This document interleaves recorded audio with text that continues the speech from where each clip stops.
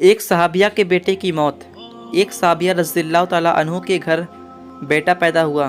शौहर जिहाद पर गए हुए थे। जिस दिन शौहर को आना था उसी दिन कुछ घंटे पहले बेटे की मौत हो गई। अब बीवी परेशान बैठी है कि शौहर इतने दिनों के बाद घर आएंगे।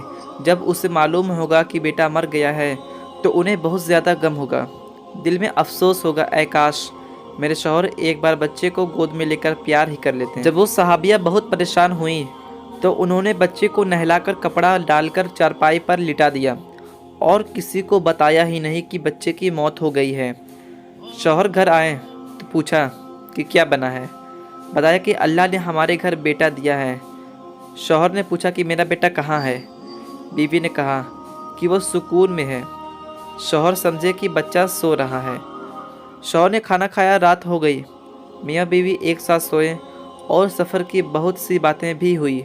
लेकिन इस औरत को देखिए, जो माँ थी उसके दिल पर क्या गुजर रही थी। जिसके मासूम बेटे की लाश सामने चारपाई पर पड़ी हुई हो, लेकिन वो अपने शौहर की खुशी की खातिर सीने पर पत्थर रख कर इस राज को छिपाए बैठी हो कि मेरे शौहर का दिल गमज़दा न हो।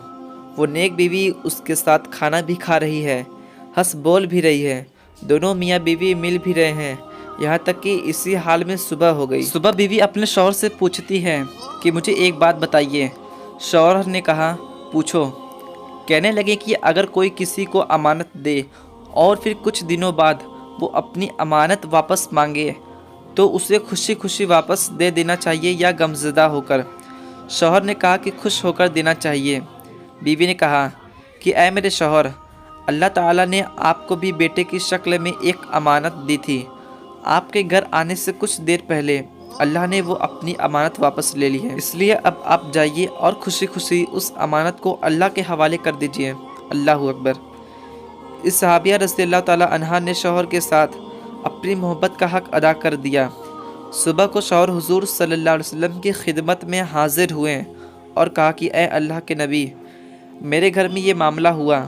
मेरी बीवी ने मेरी खुशी के लिए इतना सब्र व ज़ब्त दिखाया कि अपने बेटे की मौत के बारे में भी मुझसे ना बताया।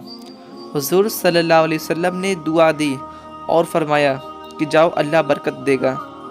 लिहाजा अल्लाह ताला ने उन दोनों मियाँ बीवी को उस रात में मिलने की वजह से एक नेक बेटा अता फरमाया और वो बेटा आगे चलकर हाफिज़ कुरान और हाफिज़ हदीस बना।